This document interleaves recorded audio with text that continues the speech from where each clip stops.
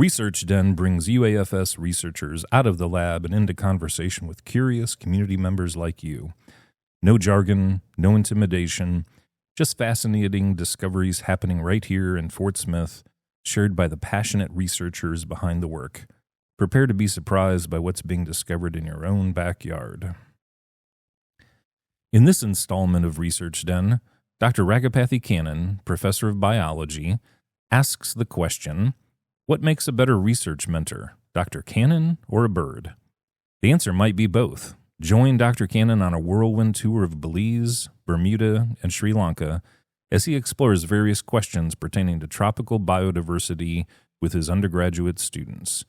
Learn about a strange bird in Belize that mostly uses black fungi for nest material, and a mysterious seabird in Bermuda that was thought to be extinct.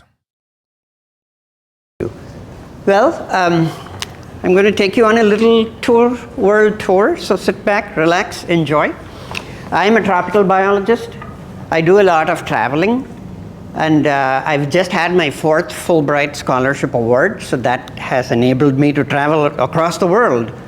Everywhere I go, I look for little research projects that I can engage either with my students locally or with students in Fort Smith. So I'm going to take you on a tour to Belize, Bermuda, and Sri Lanka, so enjoy. So where am I going to take you the next 20 to 30 minutes? First, I'm going to take you to Belize. Belize is a very little country, the size of New Jersey, at the base of the Yucatan Peninsula in Mexico.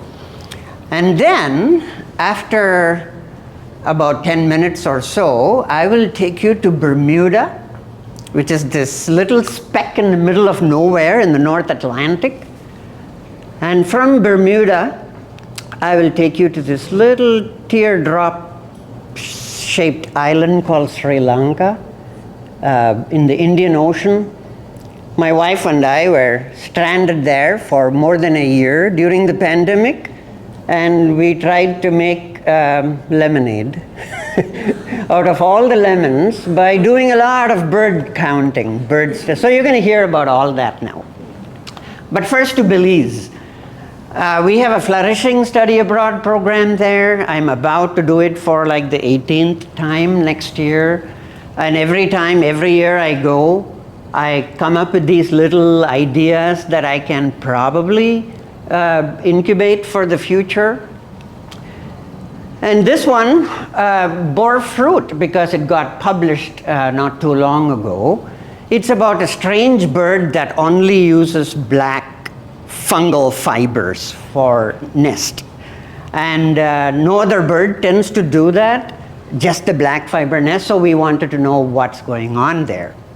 So with the help of a Southside High School student and one of our biology majors and my colleague Jack in the math department, we were able to execute the study. So first of all, why Belize?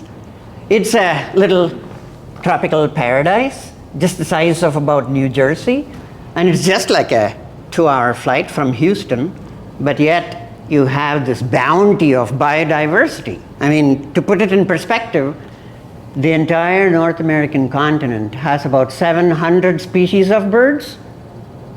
Belize has 500. So you get a more bang for the buck. Same with plants, lizards, snakes. So we just relish and celebrate Belize's biodiversity when we go there. So what is this about this black fungal fiber? It makes these little mats out in the canopy, high up in the rainforest canopy. They are called marasmeous rhizomorphs, or roots. It's pretty common in tropical forests. These black fungal fibers are used by a lot of nests. About 100 species use these fungal fibers as nests. But here's the point. They usually mix it up with brown, locally available fibers. So there's some black, there's some brown stuff. But my bird only uses black fungal fibers, almost 100%. And what's bizarre about it is the bird not only uses black fungal fibers, but for some inexplicable reason, the nests are always close to an active wasp nest. But that's not all. That's not all. The nests are often on ant acacia, swarming with very pugnacious ants. So this is one of those bizarre food webs or a web of interactions that you see in the tropics, where you're looking at a fungus, a couple of insects, a bird, a wasp. It is just amazing how nature has this tapestry of interwoven relationships. So this is my bird. He's not going to win any beauty contest or anything. He's very small, very hard to see actually.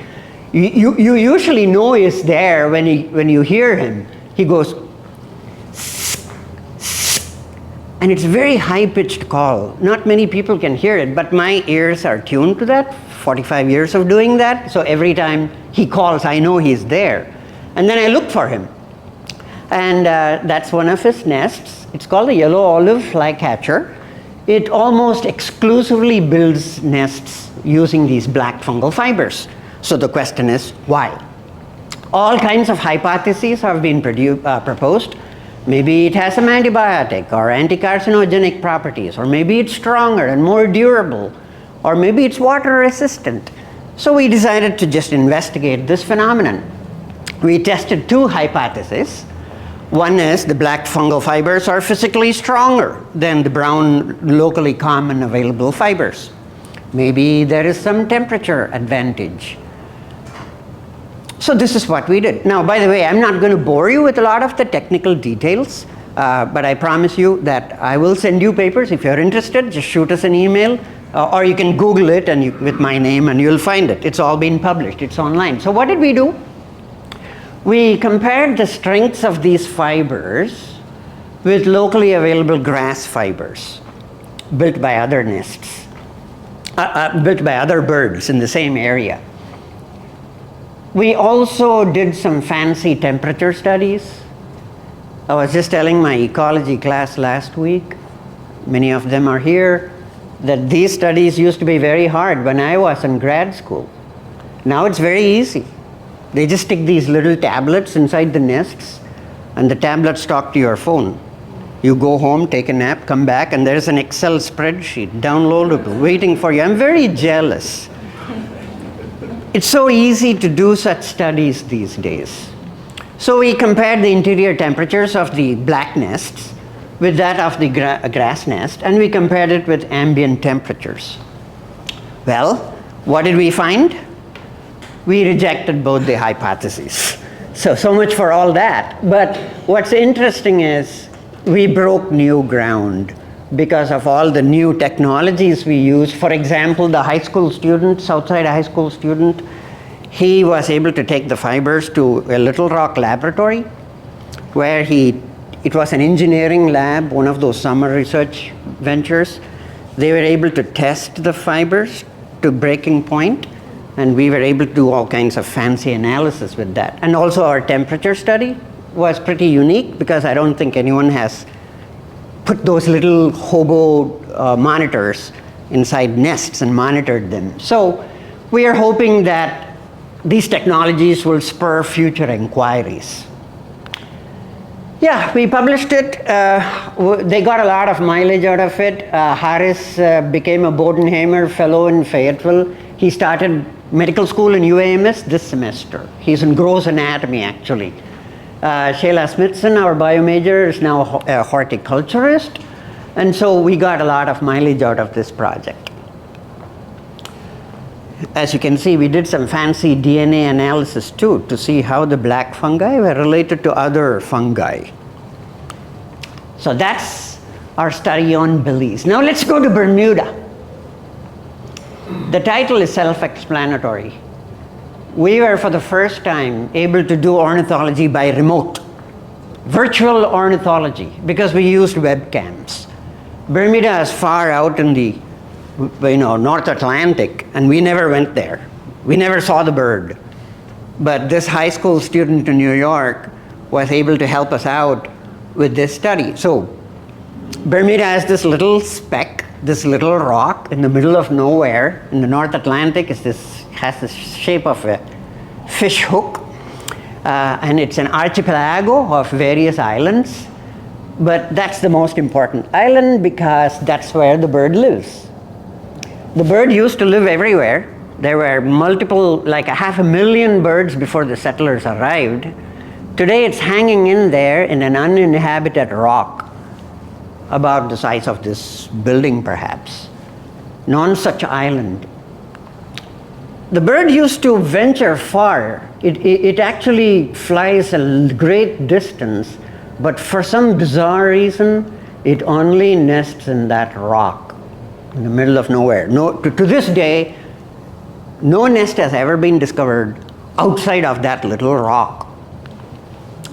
Quite a handsome bird, don't you think? Not bad for a seabird. Most seabirds are brown or black, but these guys are pretty black and white, very handsome. The locals call them kahau because of the sound they make.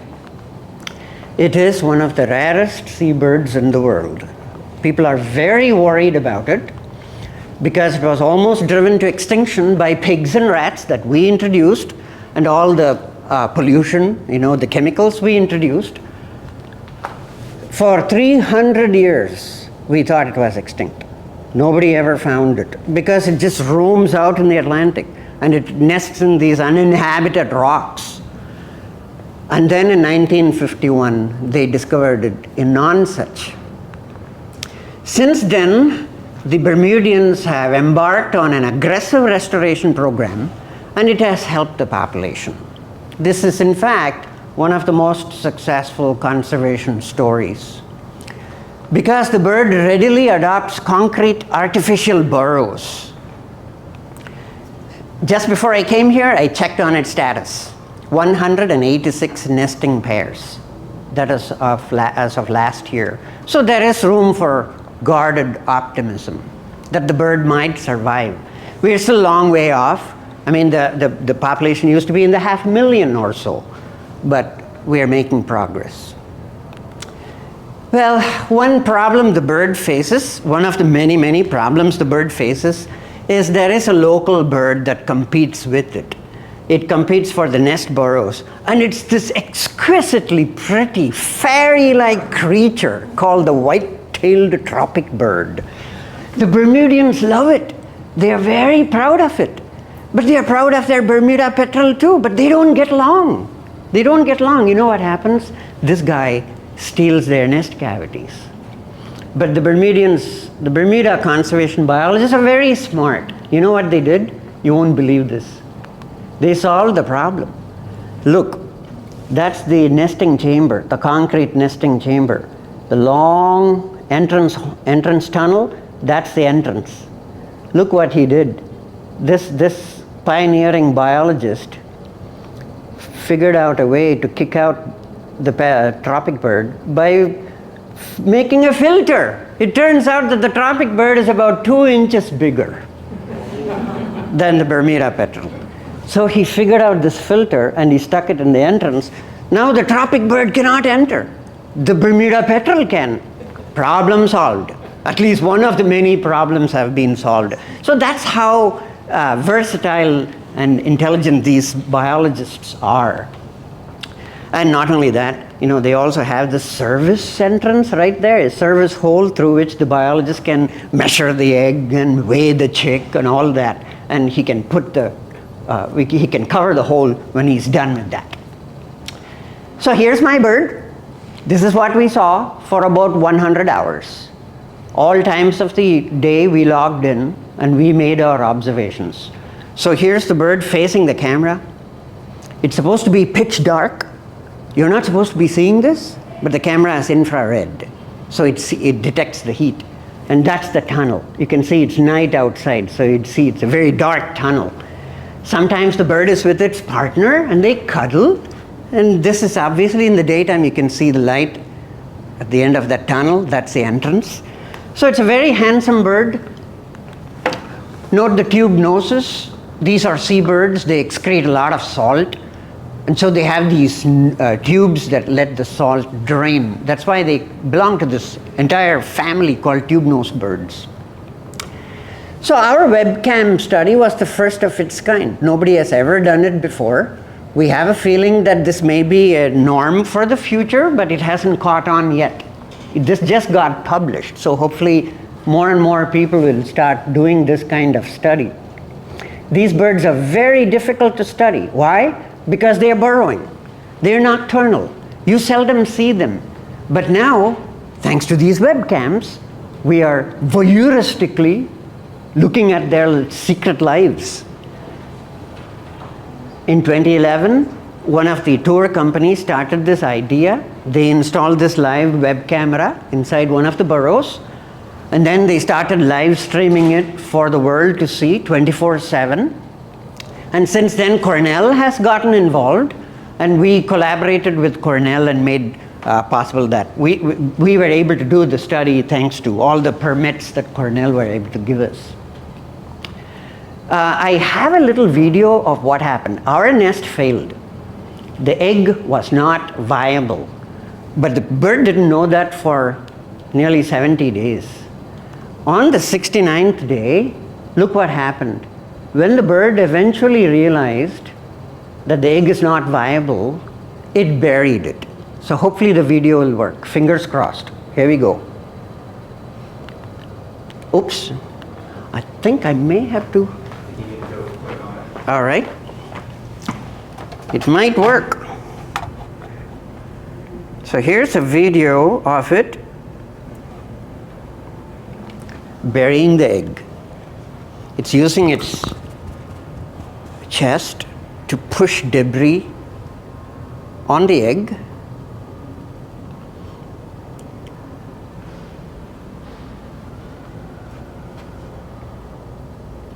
It was like 5 p.m. here, about 8 p.m. there in Bermuda. It spent a few minutes doing that.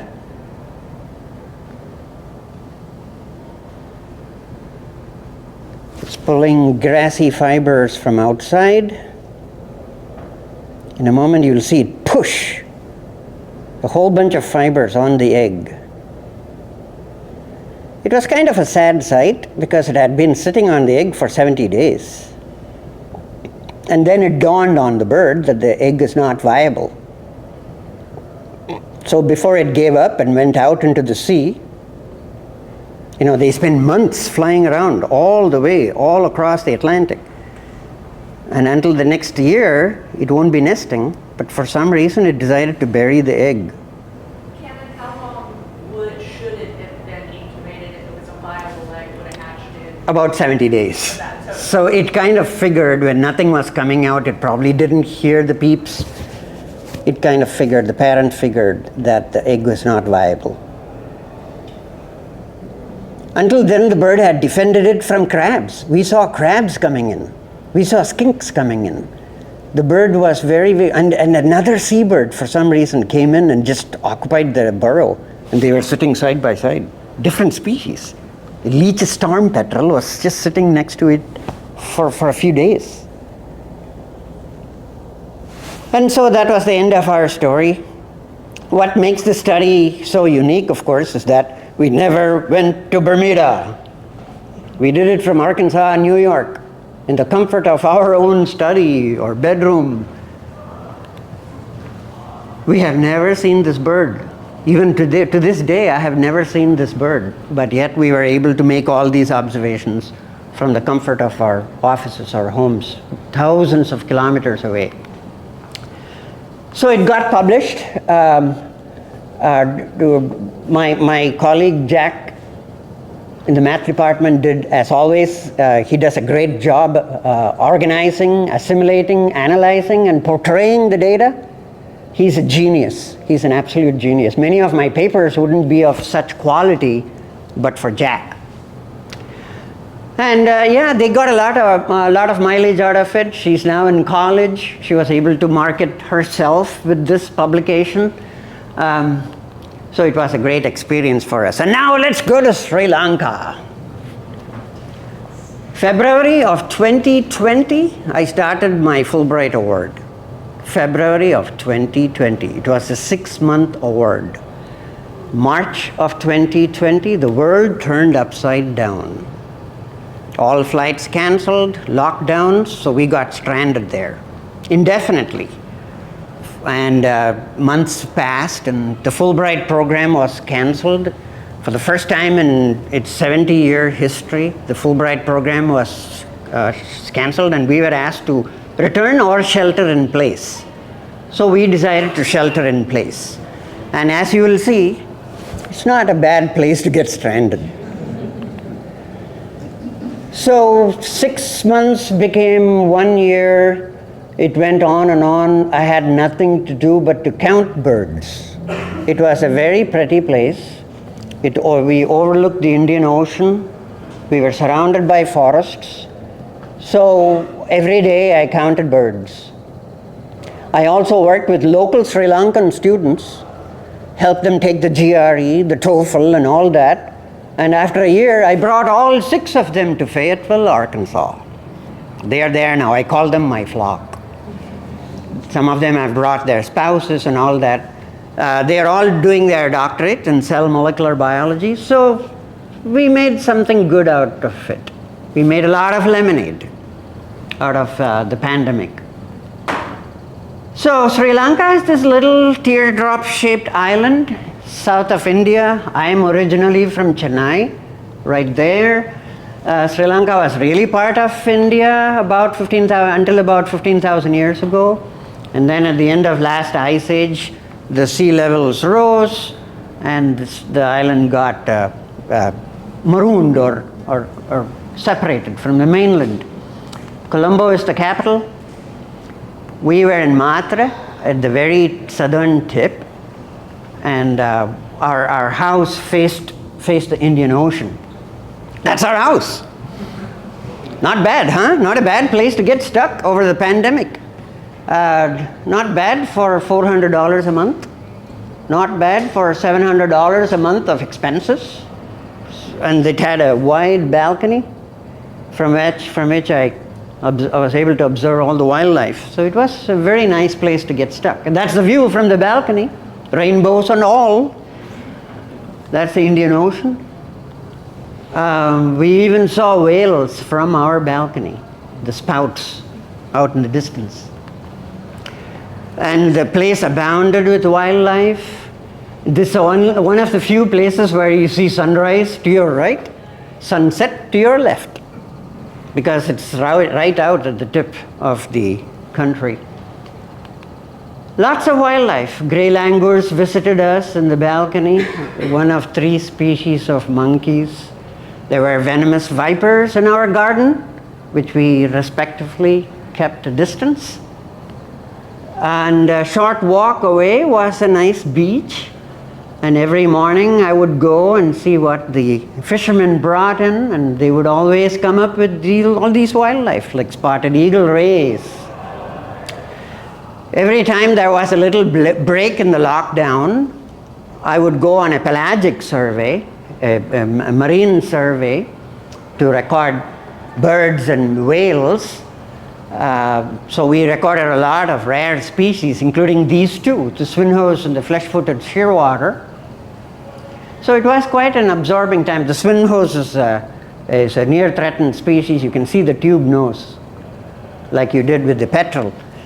So we were able to record all these rare birds. One of the rarest animals I saw was the dwarf sperm whale, one of 5 species of whales. And now I'm going to show you a 30-second video of the largest mammal on Earth. Nothing spectacular. You'll see only the tip of the iceberg, so to speak. It's the blue whale. They measure about 40 feet, sometimes 60 feet. There's the first spout. They are air-breathing mammals. When they let go of that spout, you can actually smell their breath. I don't think they brush their teeth. You know why they don't brush their teeth? They don't have teeth. Because they don't have teeth. Very good, very good. They are baleen whales. There's nothing to brush. So anyway, that was my video of the blue whale. Sri Lanka has a lot of endemics, meaning birds that don't occur anywhere else in the world. And Sri Lanka is full of these colorful birds. So we had a great time documenting and unraveling the secret lives of many of these birds. We published a lot of little papers, but this was the major product that came out of it. We called it pandemic ornithology. To this day, I don't know of any paper that is named that way. And we were able to publish it. Again, if you need any of these papers, feel free to contact me. I'll be happy to share with you. So my thanks to the US State Department for the 4 Fulbright Awards. Of course, to my beloved UAFS for making it possible. My local host in Sri Lanka, Cornell, for all the webcams. The Bermuda biologist we interacted with. And last but not the least, Jack, my indispensable research partner and my good friend. So thank you. Thank you.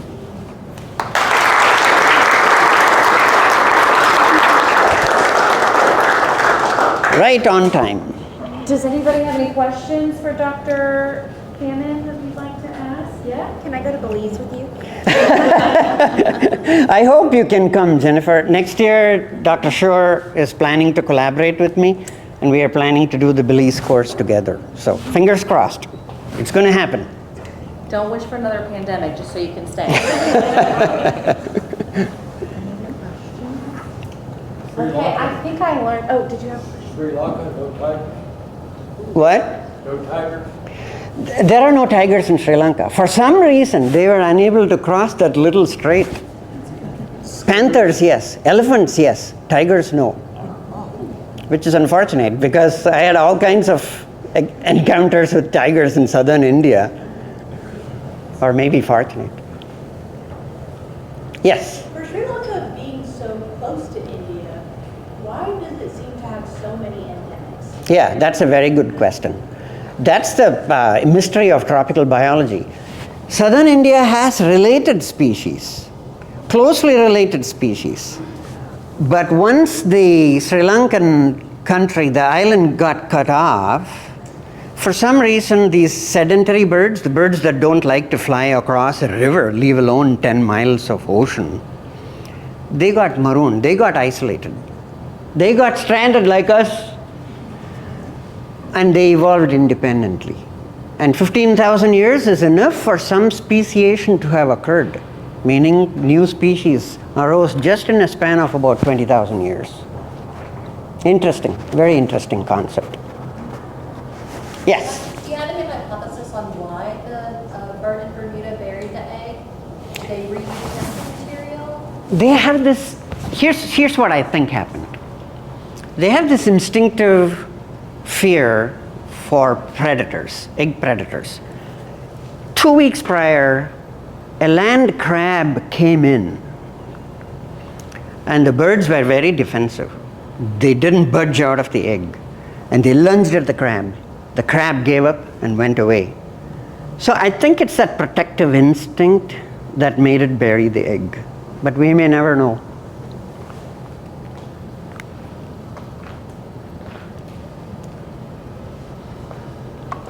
So please come to Belize. This video was collected by Dr. Dan Maher and Dr. Matt McCoy and edited by Riley Beaker, Ray Gossick Ambassador Intern.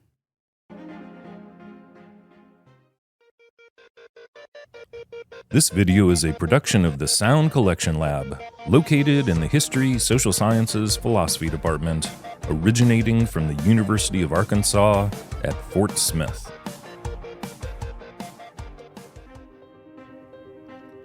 Programming in the History, Social Sciences, Philosophy Department's Sound Collection Lab is made possible in part by funding contributed for the Porter Legacy Initiative.